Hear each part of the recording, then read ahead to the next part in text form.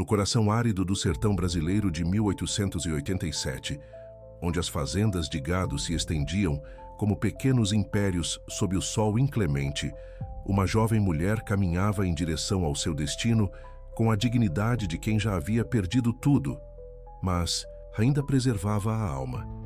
Vocês conseguem imaginar o que significa ser rejeitada por uma sociedade que vê nas mulheres apenas uma função? Esta é a história de Esperança, uma mulher que descobriria que o verdadeiro valor não reside na capacidade de gerar filhos, mas na força de transformar vidas. Mas me digam, será que o amor verdadeiro pode florescer mesmo quando nasce das cinzas da humilhação? Acompanhem esta jornada extraordinária, onde um guerreiro indígena enxergou o que toda uma sociedade se recusou a ver. Esperança dos Santos havia conhecido apenas 23 anos de vida, mas carregava nos ombros o peso de uma existência marcada pela desilusão. Filha de pequenos comerciantes da cidade de Sobral, no Ceará, fora criada com os valores rígidos de uma sociedade que definia o destino das mulheres pela sua capacidade reprodutiva. Aos 18 anos, casara-se com o coronel Tomás Ferreira, um homem de posses que possuía vastas propriedades de algodão e gado. O matrimônio, arranjado pelos pais em troca de algumas moedas de ouro e a promessa de segurança financeira, parecia ser a salvação da família Santos. Durante 5 longos anos, Esperança tentara cumprir o que consideravam ser seu único propósito: dar um herdeiro ao marido. Mês após mês, as esperanças se desfaziam como miragens no deserto. Os médicos da capital foram consultados. Rezas foram feitas em todas as igrejas da região. Promessas foram depositadas aos pés dos santos, mas o ventre de Esperança permanecia vazio. A cada lua que passava, a decepção nos olhos de Tomás crescia, assim como sua crueldade e desprezo. Uma mulher que não pode gerar filhos não serve nem para criar galinhas.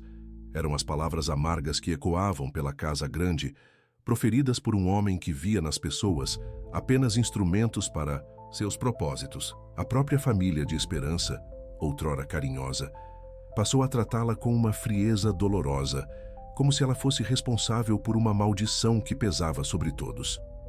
A gota d'água veio numa manhã de setembro, quando Tomás anunciou sua decisão com a naturalidade de quem negocia gado.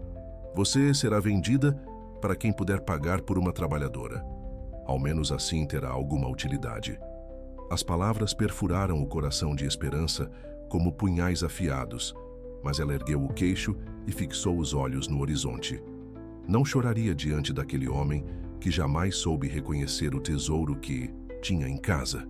Foi assim que, numa tarde empoeirada, Esperança se viu no mercado de Quixadá, sendo avaliada como mercadoria por fazendeiros e comerciantes. Suas mãos delicadas, acostumadas aos bordados e à leitura, tremiam ligeiramente enquanto homens discutiam seu preço e suas possíveis utilidades. Alguns falavam em trabalhos domésticos, outros em cuidar de animais.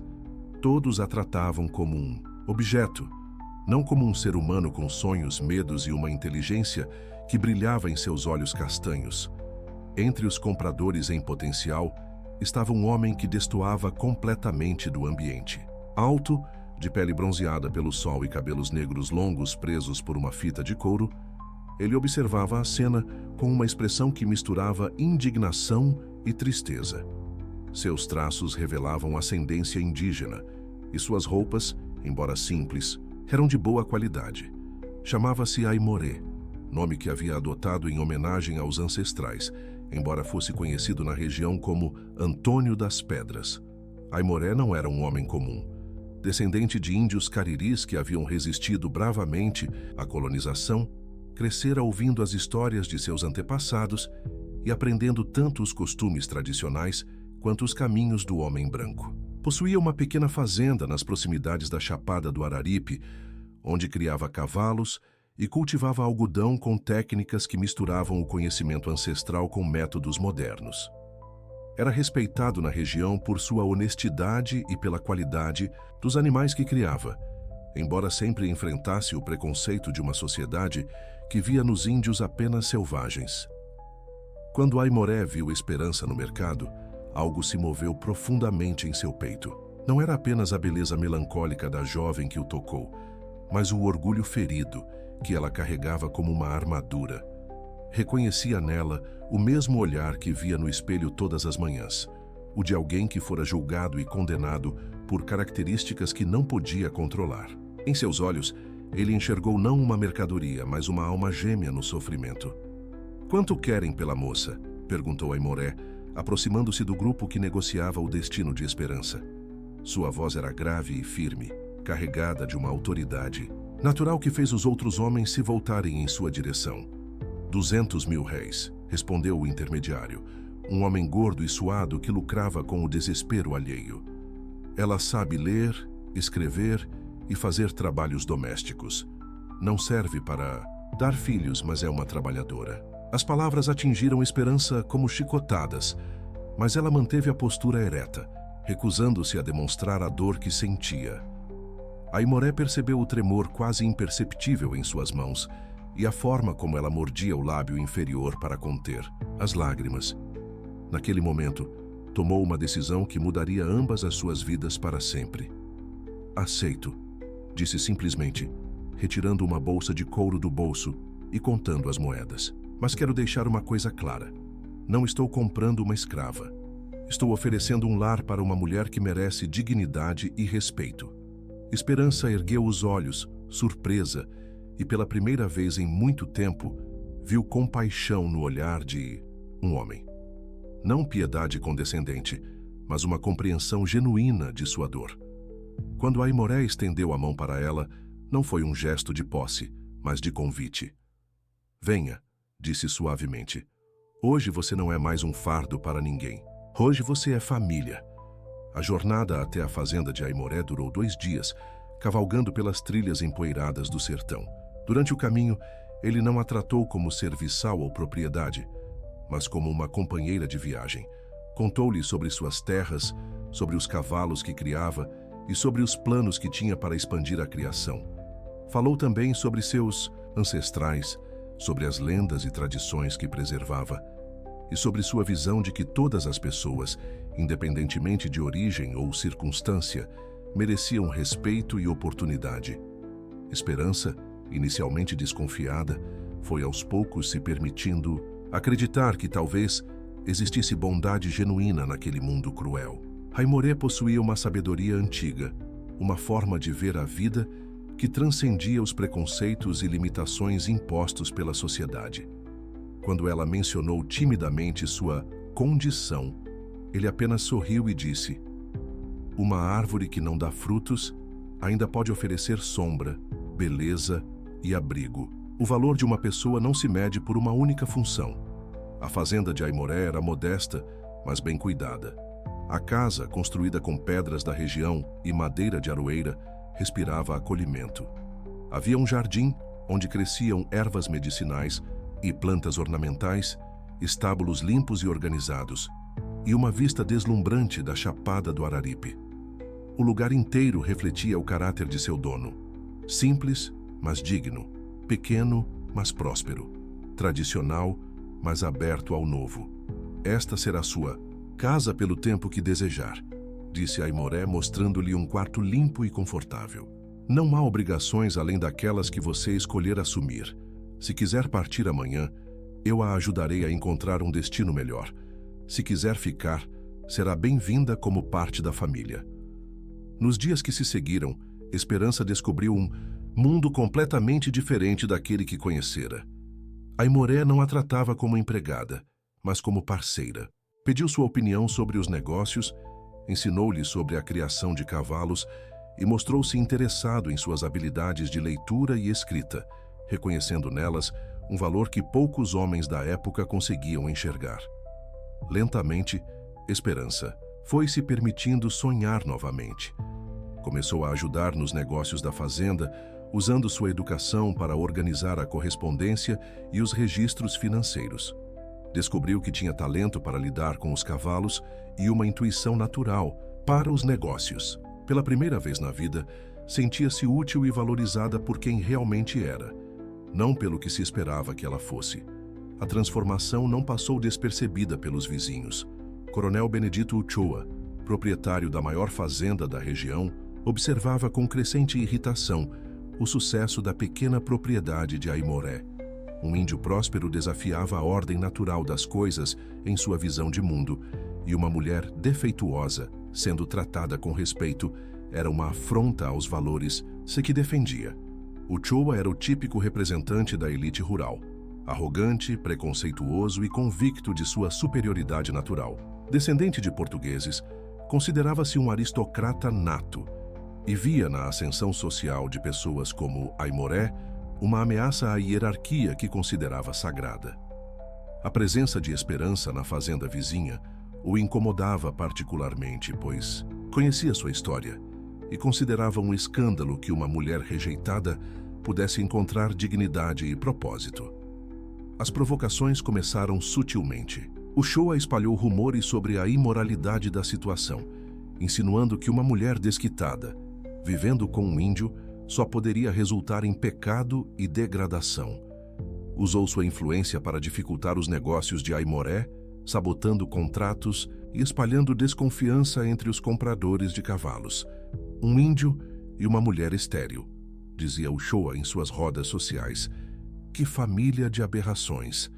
É isso que acontece quando não se respeita a ordem natural das coisas. Suas palavras venenosas encontravam eco em uma sociedade que temia qualquer coisa que questionasse suas estruturas rígidas. A pressão aumentou quando Ochoa começou a questionar legalmente a posse das terras de Aimoré, alegando irregularidades nos documentos de propriedade. Como muitas terras indígenas, a fazenda havia sido adquirida através de acordos informais e documentos antigos que poderiam ser facilmente contestados por advogados experientes. Era uma tática comum da época. Usar o sistema legal para expulsar pequenos proprietários e concentrar ainda mais as terras nas mãos dos grandes coronéis. Esperança viu o homem que havia lhe devolvido a dignidade enfrentar as mesmas injustiças que ela conhecia tão bem. A diferença era que agora eles não estavam sozinhos. Unidos pelo sofrimento compartilhado e fortalecidos pela compreensão mútua, decidiram lutar juntos contra as forças que tentavam destruí-los. Foi durante uma dessas batalhas legais que aconteceu algo extraordinário, algo que mudaria completamente o curso de suas vidas e provaria que, às vezes, a justiça divina opera de formas misteriosas e surpreendentes. Uma manhã de outubro, um homem elegantemente vestido chegou à fazenda procurando por Esperança. Era Dr. Joaquim Nabuco, advogado e abolicionista, sobrinho do famoso político e escritor. Trazia consigo uma notícia que faria os inimigos de Esperança e Aimoré engolir suas palavras de desprezo. Senhora Esperança, disse o advogado retirando documentos de sua pasta de couro, venho comunicá-la sobre uma herança que lhe foi deixada por sua tia-avó, Dona Isadora Santos, que faleceu recentemente em Salvador. Esperança ficou perplexa. Conhecia vagamente essa parenta distante, uma mulher excêntrica que nunca se casara e sobre quem a família raramente falava. Dona Isadora havia construído uma fortuna considerável através do comércio de especiarias e tecidos finos, mas sempre fora vista como a ovelha negra da família por sua independência e suas ideias progressistas. Sua tia-avó deixou instruções muito específicas, continuou Dr. Nabuco. Ela desejava que sua herança fosse destinada à neta de coração, que, como ela, conheceria o sofrimento de ser rejeitada por não seguir os padrões impostos às mulheres. Dona Isadora acompanhou sua história através de correspondências com conhecidos da família e ficou profundamente tocada por sua força e dignidade. O valor da herança era impressionante.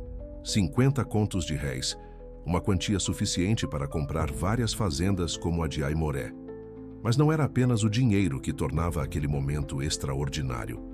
Junto com a herança vinha uma carta da falecida Dona Isadora, escrita com a sabedoria de quem havia enfrentado preconceitos similares. Minha querida sobrinha, dizia a carta, se estas palavras chegarem até você, significa que o destino confirmou minha intuição. Você é uma mulher especial, forte o suficiente para transformar a rejeição em propósito. Use esta herança não apenas para sua segurança, mas para provar que o valor de uma pessoa se mede pelo bem que ela faz no mundo, não pelas expectativas que consegue cumprir. A notícia da herança se espalhou pela região como fogo em pasto seco. Subitamente, a mulher estéril e o índio presunçoso se tornaram os vizinhos mais ricos da área. Coronel Ochoa, que havia investido tanto esforço em humilhá-los, viu-se na posição constrangedora de ter que reconsiderar suas estratégias de intimidação. Mas Esperança e Aimoré não permitiram que a riqueza mudasse seus caracteres. Em vez de usar o dinheiro para vingar-se de seus inimigos ou para a ostentação pessoal, tomaram uma decisão que surpreenderia a todos e cimentaria seu legado para as gerações futuras. Este dinheiro não veio até nós por acaso, disse Esperança numa manhã, enquanto ela e Aimoré planejavam o futuro. Dona Isadora queria que fosse usado para fazer o bem. Precisamos honrar sua memória e nossa própria jornada. Aimoré concordou plenamente. Juntos, elaboraram um plano audacioso, que não apenas solidificaria sua posição social, mas criaria algo duradouro e transformador para toda a comunidade. Decidiram investir a herança na criação de uma escola para crianças pobres e filhos de trabalhadores rurais, independentemente de cor ou origem social. A Escola da Esperança, como foi batizada, seria revolucionária para a época. Ofereceria educação gratuita e de qualidade, incluindo não apenas leitura, escrita e matemática, mas também técnicas agrícolas modernas, cuidados com animais e ofícios práticos. Era uma visão educacional que combinava a sabedoria tradicional de Aimoré com a educação formal de Esperança, criando algo completamente novo e necessário. A construção da escola começou na primavera de 1888, exatamente quando a Lei Áurea era assinada pela princesa Isabel, abolindo oficialmente a escravidão no Brasil. Não foi coincidência que Esperança e Aimoré escolhessem aquele momento para dar início ao seu projeto. Eles entendiam que uma nova era estava nascendo e queriam contribuir para que fosse uma era de oportunidades e dignidade para todos. O projeto enfrentou resistência imediata de setores conservadores da sociedade local. Coronel Ochoa liderou uma campanha para impedir a construção, argumentando que educar gente inferior era um desperdício de recursos e uma ameaça à ordem estabelecida. Primeiro foram os escravos libertos, resmungava em suas conversas. Agora querem educar índios e filhos de trabalhadores. Onde isso vai parar? Mas a determinação de Esperança e Aimoré era inabalável. Eles haviam encontrado um propósito maior que suas dores pessoais, uma missão que transcendia suas próprias necessidades. A escola representava não apenas educação, mas uma declaração de que o valor humano não dependia de nascimento, cor da pele ou posição social. Os trabalhos de construção avançaram rapidamente. Esperança usou suas habilidades administrativas para coordenar fornecedores e trabalhadores, enquanto Aimoré aplicou seus conhecimentos práticos para garantir que os edifícios fossem sólidos e funcionais. O casal trabalhou lado a lado, criando não apenas uma instituição, mas fortalecendo os laços que os uniam. À medida que a escola tomava forma, começaram a chegar os primeiros interessados em matricular seus filhos. Famílias pobres que nunca haviam sonhado com educação formal para suas crianças viam naquele projeto uma oportunidade única. Ex-escravos recém-libertos enxergavam na escola um caminho para que seus filhos tivessem um futuro melhor. Pequenos fazendeiros percebiam que filhos educados poderiam ajudar a modernizar suas propriedades. O apoio da comunidade cresceu de forma orgânica e poderosa. Pessoas simples ofereciam o que podiam: trabalho voluntário, materiais de construção, alimentos para os operários. Era como se toda a região tivesse despertado para a importância da educação e do desenvolvimento social. Coronel Ochoa, percebendo que estava perdendo a batalha da opinião pública, decidiu apelar para medidas mais drásticas. Usou sua influência política para tentar criar obstáculos legais à abertura da escola, questionando alvarás e licenças. Quando isso não funcionou, recorreu à intimidação direta, enviando capangas para ameaçar os trabalhadores e tentar sabotar as obras. Foi durante uma dessas tentativas de sabotagem que aconteceu o confronto final que definiria de uma vez por todas o destino da escola e o lugar de Esperança e Aimoré na comunidade. Uma noite de dezembro, quando as obras já estavam quase concluídas, um grupo de homens a mando de Uchoa invadiu o canteiro de obras com a intenção de incendiar os edifícios. Esperança e Aimoré, que haviam desenvolvido o hábito de fazer rondas noturnas para proteger o projeto, surpreenderam os invasores em flagrante. "Parem onde estão!" gritou Aimoré, emergindo das sombras com uma espingarda nas mãos. "Esta propriedade está protegida pela lei." Os sabotadores, liderados por João Batista, um dos capangas mais violentos de Uchoa, riram da advertência. "Lei?" escarneceu João Batista. "A única lei aqui é a do coronel Uchoa, e ele mandou acabar com essa escola de vagabundos." O que se seguiu foi um confronto tenso que durou a noite inteira. Esperança, demonstrando uma coragem que surpreendeu, até mesmo a si mesma, ficou ao lado de Aimoré enfrentando os invasores. Juntos conseguiram resistir até que chegassem os reforços, trabalhadores da escola e vizinhos que haviam ouvido os disparos e gritos. Ao amanhecer, os sabotadores estavam detidos e a comunidade inteira havia se mobilizado para proteger a escola. Era um momento de definição. Toda a região teve que escolher entre apoiar o projeto educacional ou submeter-se à tirania de um coronel que queria manter todos na ignorância e dependência. A escolha foi esmagadoramente favorável à escola. Pessoas de todas as classes sociais, incluindo alguns fazendeiros que até então haviam permanecido neutros, declararam publicamente seu apoio ao projeto de Esperança e Aimoré. Era como se toda a região tivesse despertado para o fato de que a educação beneficiaria a todos, criando uma sociedade mais próspera e justa. Coronel Uchoa, vendo-se isolado e enfrentando até mesmo a perda de apoio dentro de sua própria classe social, foi forçado a recuar. Seus métodos brutais e sua oposição cega ao progresso haviam revelado seu verdadeiro caráter, e até mesmo seus antigos aliados começaram a se distanciar dele. Em fevereiro de 1889, a Escola da Esperança foi oficialmente inaugurada numa cerimônia que reuniu centenas de pessoas de toda a região. Esperança, que 1 ano e meio antes era vista como uma mercadoria sem valor, discursou para uma multidão respeitosa e admirada. "Esta escola", disse ela com a voz firme e o olhar brilhando de emoção, "é prova de que o valor de uma pessoa não se mede pelas limitações que outros querem lhe impor, mas pelo bem que ela consegue fazer no mundo. Cada criança que aqui estudar será uma vitória contra o preconceito e a ignorância."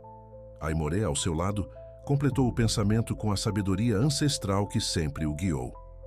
"Nossos antepassados diziam que uma pessoa verdadeiramente rica é aquela que consegue plantar árvores cuja sombra nunca desfrutará. Esta escola é nossa árvore, e sua sombra protegerá gerações futuras." A escola foi um sucesso imediato e duradouro. No primeiro ano, mais de 100 crianças se matricularam, vindes de famílias que jamais haviam tido acesso à educação formal. O método de ensino desenvolvido por Esperança e Aimoré, que combinava conhecimento acadêmico com habilidades práticas, provou ser extremamente eficaz. Os resultados se tornaram visíveis rapidamente. Filhos de agricultores aprenderam técnicas modernas que aumentaram a produtividade das pequenas propriedades familiares. Jovens que antes estariam destinados a trabalhos braçais descobriram talentos para comércio, artesanato e até mesmo medicina popular.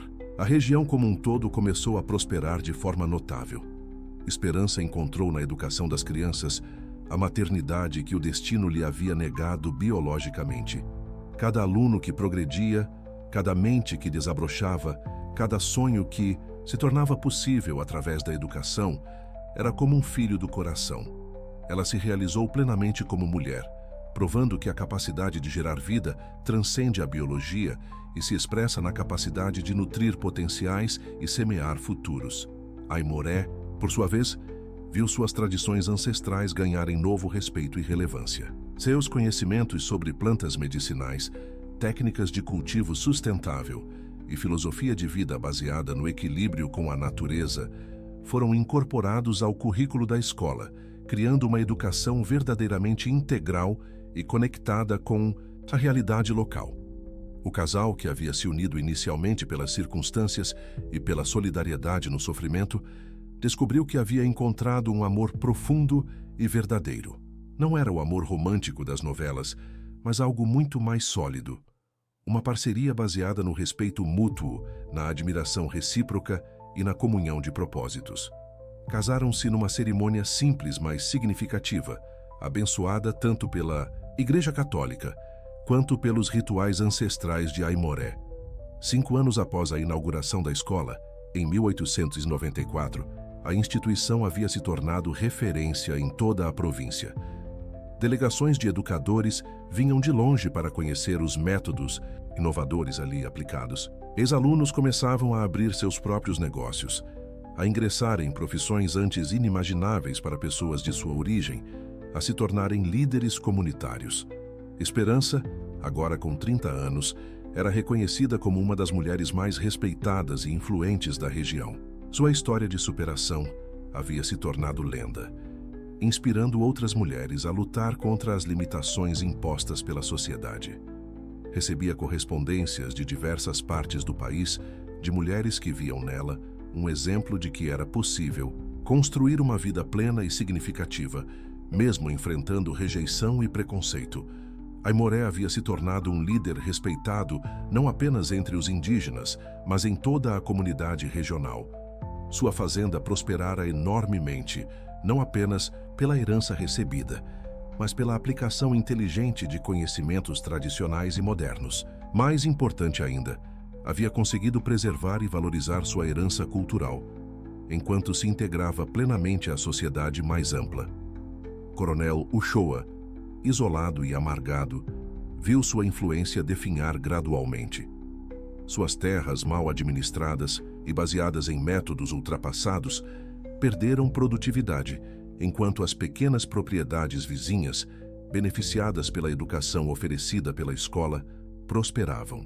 Morreu em 1896, solitário e esquecido, um símbolo de uma era de preconceito e opressão que estava chegando ao fim. Em 1900, quando o século XIX chegava ao fim, Esperança e Aimoré olharam para trás com a satisfação de quem havia cumprido sua missão. A Escola da Esperança havia formado mais de 500 alunos, muitos dos quais já estavam espalhando conhecimento e oportunidades por outras regiões. A comunidade local havia se transformado completamente.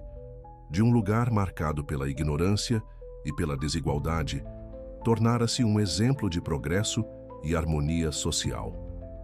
A escola havia gerado outros projetos sociais.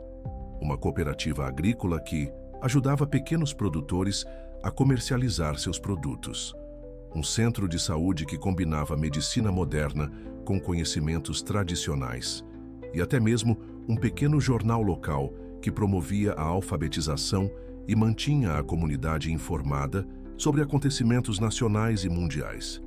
Esperança, refletindo sobre sua jornada, escreveu em seu diário pessoal: "Fui vendida como uma mulher sem valor, porque não podia gerar filhos, mas descobri que posso gerar algo muito mais poderoso: esperança, conhecimento e transformação. Cada vida que tocamos através da escola é uma vitória contra aqueles que tentaram nos diminuir. Descobri que a verdadeira fertilidade não está no ventre, mas na capacidade de semear mudanças positivas no mundo." Aimoré, sempre sábio e conectado com a natureza cíclica da vida, acrescentou: "Meus ancestrais me ensinaram que somos todos parte de uma grande teia da vida. O que fazemos por um, fazemos por todos. Esperança me ensinou que o amor verdadeiro não é possuir, mas libertar. Não é receber, mas dar oportunidades. Juntos, descobrimos que 2 almas feridas podem se curar e, no processo, curar o mundo ao seu redor." Em 1905, no 20º aniversário de seu encontro naquele mercado de Quixadá, Esperança e Aimoré inauguraram uma segunda escola em um povoado vizinho, estendendo ainda mais seu legado de educação e transformação social. A cerimônia reuniu centenas de pessoas, incluindo ex-alunos que haviam se tornado professores, comerciantes bem-sucedidos, líderes comunitários e até mesmo alguns que haviam conseguido ingressar em universidades nas capitais.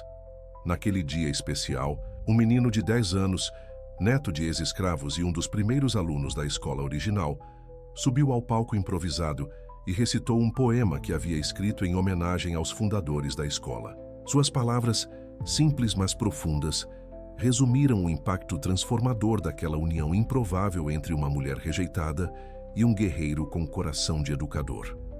Dona Esperança nos ensinou que ler é voar, que escrever é criar mundos, que estudar é crescer por dentro. Seu Aimoré nos mostrou que a terra e as pessoas precisam dos mesmos cuidados: respeito, paciência e amor. Juntos, eles provaram que não importa como a vida começa, mas como a gente escolhe continuá-la. A plateia irrompeu em aplausos emocionados, mas Esperança e Aimoré sabiam que a verdadeira recompensa não estava nos elogios, mas na certeza de que haviam cumprido o propósito para o qual haviam sido unidos pelo destino. Duas pessoas descartadas pela sociedade de sua época haviam construído um legado que continuaria impactando vidas muito depois de suas próprias mortes. Anos mais tarde, quando Esperança faleceu peacefully, aos 82 anos, em 1946, a região inteira se mobilizou para honrar sua memória. A mulher que havia sido vendida como estéril e inútil deixava para trás um império educacional que havia transformado milhares de vidas e continuaria crescendo pelas mãos dos educadores que havia formado. Aimoré, que a seguiria 2 anos depois, viveu o suficiente para ver a inauguração da 5ª escola da rede que haviam criado. Em seus últimos dias, costumava dizer aos visitantes: Esperança me ensinou que família não é quem nasce conosco, mas quem escolhemos amar e servir. Nossas escolas são nossas filhas, nossos alunos são nossos netos e o conhecimento que espalhamos é nossa descendência imortal. Hoje, mais de um século depois, a rede de escolas fundada por Esperança e Aimoré continua operando, adaptada aos tempos modernos, mas preservando os valores fundamentais de seus criadores: educação de qualidade para todos, respeito à diversidade, integração entre conhecimento tradicional e moderno, e a crença inabalável de que toda pessoa tem valor e potencial infinitos. História de Esperança e Aimoré nos lembra que os maiores tesouros da humanidade são construídos não por aqueles que se conformam com as expectativas sociais, mas por aqueles que têm a coragem de transcender as limitações impostas e criar algo novo e transformador. Uma mulher considerada defeituosa e um homem visto como inferior provaram que o verdadeiro valor humano não se mede pelos padrões convencionais, mas pela capacidade de amar, servir e deixar o mundo melhor do que encontraram. Que suas vidas nos inspirem a ver além das aparências, a valorizar as pessoas por seu caráter e potencial, e a nunca subestimar o poder transformador do amor verdadeiro e do propósito compartilhado. Em um mundo que ainda luta contra preconceitos e desigualdades, a história de Esperança e Aimoré permanece como um farol de esperança, lembrando-nos de que a verdadeira grandeza nasce quando escolhemos plantar árvores cujas sombras abençoarão gerações que talvez nunca conheceremos, mas às quais oferecemos nosso melhor legado: a oportunidade de sonhar, aprender e construir um futuro mais justo e digno para todos.